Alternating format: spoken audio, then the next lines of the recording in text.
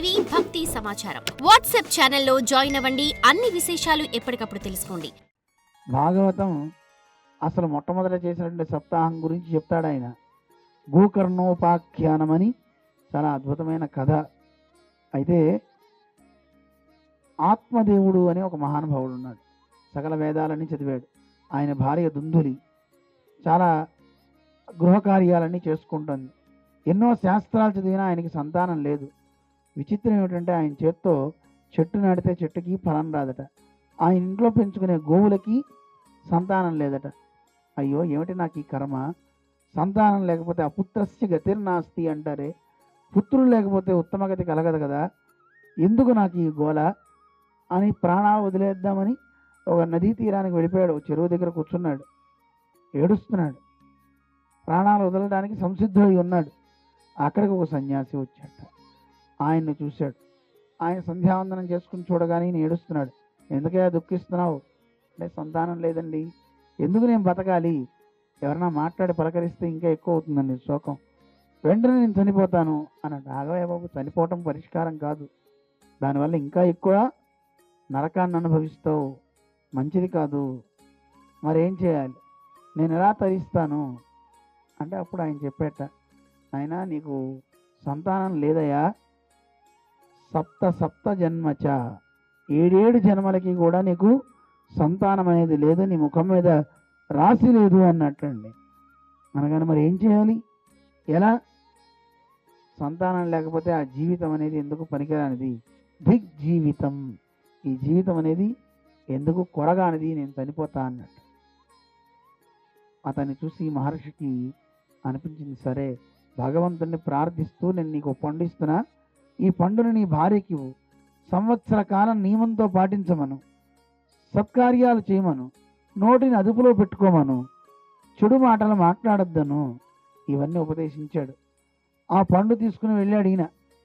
అయితే వాళ్ళ భార్య అప్పటి వరకు సంతానం కావాలనుకున్నది, కానీ అప్పుడు అనుకుందట, ఇంకెందుకులే మనకి సంతానం, చాలా కాలం అయిపోయింది కదా, ఇంకొద్దులే, అయినా సంతానం అంటే మళ్ళీ పెద్ద పొట్ట వస్తుంది, అందం పోతుంది, ఇంటి పనులు చేసుకోలేము, ఇవన్నీ అవసరమా, అస్సలు వద్దు బాబోయ్, పిల్లల్ని పెంచడం అంటే మాటలా అని అన్నీ తానే అనుకుని నియమం అనుకుంది, ఇక నాకు సంతానం వద్దు అని. అప్పుడే మరి భర్త తెచ్చి పండు ఇచ్చాట. ఏం చేయాలి, తన సోదరితో చెప్పింది, భర్త మాట కాదంటే బాగుండదు, తింటే నాకు బాగుండదు, ఏం చేయాలి అంటే తన సోదరి చెప్పింది, నేను బహు సంతానవతిని, ఇప్పుడు నేను గర్భం దాల్చాను, నా కుటుంబ పోషణ నాకు కష్టం, నాకు కలిగే సంతానాన్ని నీకు ఇస్తా, నీ దగ్గర బోల్డ్ ధనం ఉంది కనుక నాకు ధనాన్ని ఇవ్వు, నా పిల్లల పోషణకు అది ఉపకరిస్తుంది అనగానే సరే అన్నట్టు ఆయన. ఆవిడ అంగీకరించింది. దుందులి పుట్టింటికి వెళ్ళొస్తా అని వెళ్ళి నెపంతో బయలుదేరే ముందు తన సోదరి చెప్పిందిట, నిజంగా గనక ఆ సాధువు ఇచ్చిన పండుగే శక్తి ఉంటే ఒకసారి పరీక్ష చేద్దాం, మీ ఇంట్లో ఆవుకు కూడా సంతానం లేదు కదా, ఈ పండు ఆవుకు పెట్టి చూడు ఏమవుతుందో చూద్దాం అనగానే సరే అని ఆవుకు పెట్టారట. ఈవిడ వెళ్ళిపోయింది. 9 మాసాలు అయిన తర్వాత సంతానాన్ని ఆవిడ కన్నబిడ్డను తెచ్చుకుంది డబ్బులు ఇచ్చి. ఇక్కడ గోవుకు కూడా ఒక సంతానం పుట్టింది. ఆవు చెవులతో ఒక పుత్రుడు పుట్టాడు. అతనికి పేరు గోకర్ణుడు అని నామధేయం చేశారు. ఈ దుందులి తెచ్చుకున్న పిల్లవాడికి పేరు దుందుకారి అని పేరు పెట్టారు. పెట్టుకుని పెంచుతుంటే చిన్నప్పటి నుంచి సంస్కారం చూడండి, ఆ మహర్షి ఇచ్చినటువంటి ఆ ఫల ప్రభావం చేత ఈ గోకర్ణుడు మంచి భక్తుడయ్యాడు. ఎన్నో వేద శాస్త్రాది విషయాలన్నీ కరతలామరకమైపోయినాయి అతనికి. ఈ దుందులి తెచ్చుకున్న పిల్లవాడున్నాడే, అక్కడే శవం పడున్నా తినేస్తున్నాడు. శవం పడున్న చోట తిండి తినకూడదటండి. దానివల్ల కొన్ని సంస్కారాలు పోతాయి, కుసంస్కారాలు కొన్ని వస్తాయి. అందుకని ఆ సమయంలో తిండి తినడం అనేది అక్కడ చేయకూడదు. అలాగే అనాచారుడై భ్రష్టుడై ఏది చెయ్యొద్దంటే అవి చేస్తుంటారు. మన పెద్దలు మనకు నియమం చెప్పారండి, గ్రహణ కాలంలో తినద్దు, ఎందుకు తినకూడదని మన టీవీ వాళ్ళే చూపిస్తుంటారు. నేను తింటా, నాకేమవుతుంది, ఇప్పుడేం కాదండి, కాలాంతరంలో తప్పకుండా వాటి ప్రభావం మనం మనిషి మీద చూపిస్తూ ఉంటుంది. చూడండి, లేకపోతే మనిషి చేసే అకృత్యాలకి ఎన్ని రకాల జరగకూడనివో జరుగుతున్నాయి. ఎడారిలో ఎక్కడైనా తుఫాన్లు, మంచు తుఫాన్లు వస్తాయి తప్ప మంచు తుఫాన్లు వస్తాయా? ఇప్పుడు వస్తున్నాయి, మనం చూస్తున్నాం. ఆ పిల్లలు చూపించారు. ఎడారిలో మంచు తుఫాన్ అండి, మొత్తం అంతా మంచే. చూసారా, చూడలేదా? అలాంటివి ఎవరు చూడరు అనుకుంటా.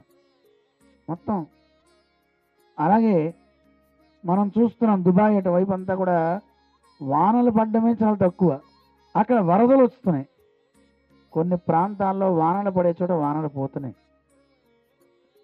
అట్లాంటిక్ మహాసముద్రం లాంటి చోట కొన్ని చోట్ల ఐస్ అంతా కరిగిపోయి అక్కడ గడ్డి మొలుస్తుంది. విచిత్రం చూడండి. అది చూడలేదండి, మా పిల్లలు చెప్తే విన్నా. అది మాత్రం ఎడారిలో వస్తున్నా మాత్రం చూసా, అది చూపించారు. ఇలా ప్రకృతి ఏమైపోతుంది చూడండి, సమతౌల్యం దెబ్బతింటుంది. దాన్ని పాడు చేసింది ఎవరు? మనమే. ఏది చేయకూడదో అవి చేయడం వల్ల అవుతుంది. ఏది తినద్దని చెప్పారో అదే తింటున్నాం. ఒరే ఇది తినకరా, మంచిది కాదు అన్నారు. డాక్టర్ అలాగే చెప్తారు, ఎందుకు తినకూడదు అని తినేస్తాం. మళ్ళీ డాక్టర్ దగ్గరికి వెళ్తే ఒక పొడుగు పొడుస్తారు ఆయన, ఒక సూది ఇంజక్షను 4 మాత్రలు ఇస్తే కుయ్యో ముర్రో అని మళ్ళీ వేసుకుంటూ తింటూ కూర్చోవాలి. ఏది చెయ్యొద్దని చెప్పారో అవి మానాలి. అవి మానినప్పుడే మనిషికి మంచిదన్నమాట. అందువల్ల చూడండి, సత్కర్మ చేయడం లేదు, దురాచారుడై ఉన్నాడు ఆ దుందుకారి. అందువల్ల తండ్రి చూశాట, అయ్యయ్యో ఏమిటి ఇలా అయిపోయింది. కొడుకు చూస్తే పెద్దవాడైపోయాడు కానీ పాడైపోయాడే, పాడు పనులు చేస్తున్నాడే, తల్లిని తండ్రిని చితకబాది మరీ డబ్బులు తీసుకుని వెళ్తున్నాడు, విలాసాలు విందులు వీటితో గడుపుతున్నాడు. అప్పుడు గోకర్ణుడు తీర్థయాత్రలకు బయలుదేరుతూ తండ్రికి ఉపదేశిస్తాడు, నాన్న నీకు ఒక విషయం చెప్తా విను. ధర్మం భజస్వ సతతం, నాన్న ధర్మాన్ని భజించు. ధర్మం అంటే ఎవరు? కృష్ణం ధర్మం సనాతనం. ఆ కృష్ణుడే ధర్మం అంటే. ఆ భగవంతుడిని నువ్వు పట్టుకో, ఆయన్ని భజించు. త్యజ లోక ధర్మాన్, ఈ లోకంలో ఉండే ధర్మాలన్నింటినీ వదిలిపెట్టు. వాడు తండ్రి తాత ఇవన్నీ వదిలిపెట్టే. ఎందుకు ఈ బాంధవ్యాలు, ఈ సుఖాలు? ఇవి సుఖాలా? కాదు, నరక తుల్యాలు. వాటిని వదిలిపెట్టి ధర్మం భజస్వ, భగవంతుణ్ణి ఆశ్రయించు, ఆయన్నే పట్టుకో. సేవస్వ సాధు పురుషాన్, సాధు పుంగవులు, మహనీయులు, భక్తులు ఎవరుంటారో వాళ్ళని సేవించుకో. వాళ్ళని సేవిస్తూ జయి కామతృష్ణ, కోరికలు, కామం అనే కోరికల్ని వదిలిపెట్టాయి. అవి ఎంత వయసు అయినా ఇంకా పీడిస్తూనే ఉంటాయి. వాటికి అంతు పులి స్టాప్ లేదు. వాటికి కామాలే ఉన్నాయి తప్ప. కామం కదండి, అందుకే కామా పెట్టుకుంటూ వెళ్ళిపోతుంది. ఇంకా ఉన్నాయి, ఇంకా ఉన్నాయని. అందుకని వాటిని వదలాలి. నాన్న కోరికలు వదిలిపెట్టి మంచి కోరిక కోరాలి. పరమాత్మని భజించడం ఎందే నిష్ట పెట్టుకో, మిగతా వాటిని వదిలిపెట్టు. అన్యస్య దోషగుణ చింతనం ఆసుముక్త్వా, ముందు అసలు ఇది పోవాలండి, ఇది పోతే అన్నీ పోతాయి. ఎదుటివాడిని కనపడితే వాడిలో ఉన్న దోషాలన్నీ లెక్క కడతాం, వాడు ఇలాంటి వాడు అలాంటి వాడని. అసలు ముందు అది పోవాలటండి. పోవడం చాలా కష్టమే. ఎదుటి వాళ్ళలో గుణాలు చెప్పడం మనిషికి రావాలి. మన పెద్దలు చెప్తూ ఉంటారు, జీఆర్ స్వామి ఎప్పుడు, ద్రోణాచార్యుల వారు ధర్మరాజుకి దుర్యోధనుడికి ఇద్దరికి 2 వైట్ పుస్తకాలు పెన్నులు ఇచ్చి సర్వే చేయమన్నారట. ఎలక్షన్ సర్వే కాదు. లోకంలో మంచి వాళ్ళు ఎవరున్నారో చూసిరారా అని దుర్యోధనుడికి చెప్పాట. చెడ్డవాళ్ళు ఎవరున్నారో నువ్వు చూసి రాసుకురా అని ధర్మరాజు గారికి చెప్పాట. ఇద్దరు వెళ్ళారు, ఇద్దరు ఖాళీ పుస్తకాలే తెచ్చారట. గురువుగారు చూశారు, ఏమిట్రా ఖాళీ పుస్తకాలు తెచ్చావు? దుర్యోధను అడిగట, ఎరా మంచివాళ్ళు ఎవరో లిస్ట్ రాయమన్నా ఏం రాయలేదే. ఏమండి ఏమిటండి ఈ లోకం, ఎక్కడ చూసినా వెధవలే కనపడుతున్నారు, మంచివాడు ఒక్కడూ లేడండి అన్నట్టు వాడు దుర్యోధనుడు.